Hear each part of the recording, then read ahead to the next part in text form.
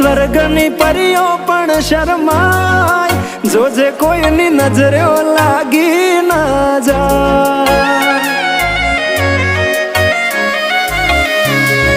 વાલી તું તો રૂપનો કટકો કહેવાય, બારે કાળું ટપકું કરીને નીકળાય, જોજે કોઈની નજરે લાગી ના જાય.